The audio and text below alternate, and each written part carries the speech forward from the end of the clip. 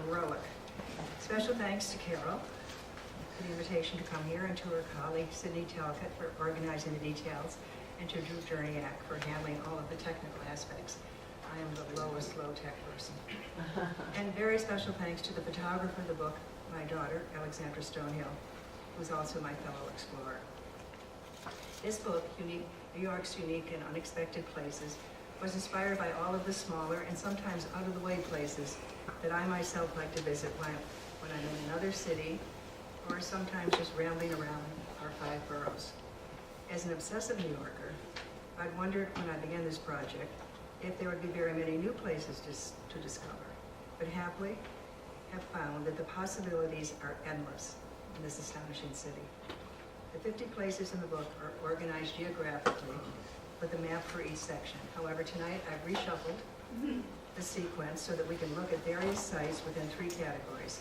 So we'll begin with idiosyncratic places, each of which is distinctive, unique, and linked to a specific person or family. So we'll start with the Noguchi Museum, one of my favorite places in the city.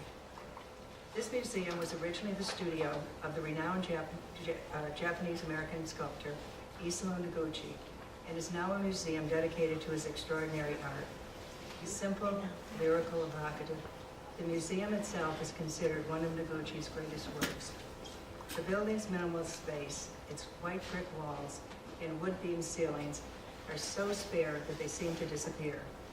Beyond the galleries is a sculpture garden, the heart of the museum, inspired by the Japanese tradition in which a garden is considered on the same aesthetic level as painting or sculpture.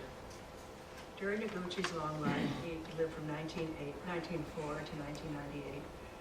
He created sculptures from stone, wood, bronze, and the earth itself, in a scale ranging from the intimate to the monumental. He also designed vast landscape projects, children's playgrounds, concrete bridges for Hiroshima, paper lamps made of mulberry bark, experimental sculpture gardens, and theater sets for Martha Graham, in which the sets became partners of the dancers. As Noguchi said about his work, everything was sculpture, any material, any idea. He lived in Greenwich Village on MacDougall Alley for many years before moving to Long Island City in the early 60s, when he created his studio there.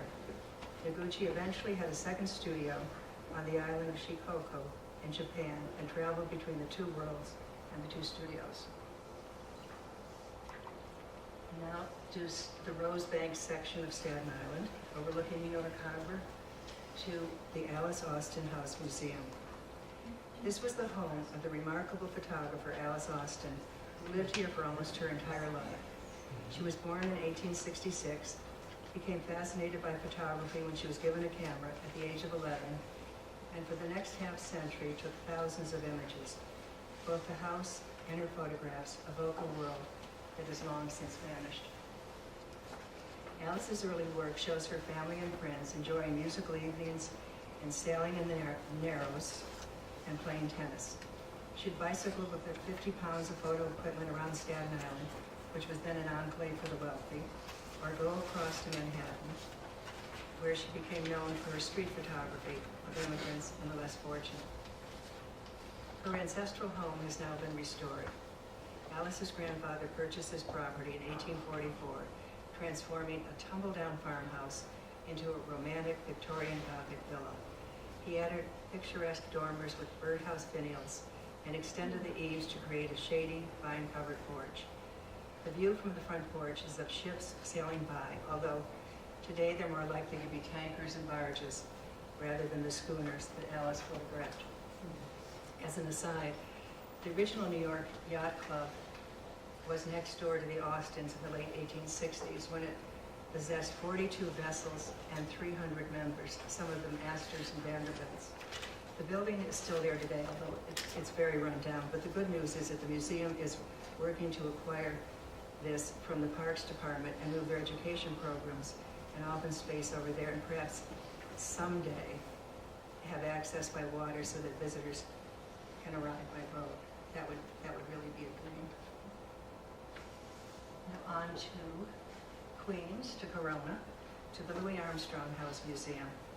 This small brick house, as unpretentious as its famous owner, is now a museum under the aegis of Queens College.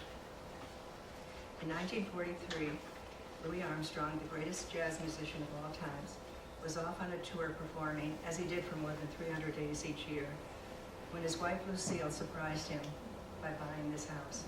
He'd never owned a house before. He loved being part of this neighborhood and having his hair cut at Joe's barbershop 2 blocks away, or being surrounded by the local children when playing his trumpet on the front steps.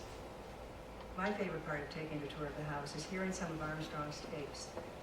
He used hundreds of reel-to-reel tape decks to record conversations, interviews, reminiscences, and sometimes the sound of his trumpet. Hearing these tapes is a surprise. You're in the dining room, the docent pushes a button, and suddenly you're listening to a dialogue tape during a long-ago dinner with Louis and Lucille and their friends, with background sounds of the clink of silverware, a dog barking, a joke or two, and the boisterous laugh of Satchmo.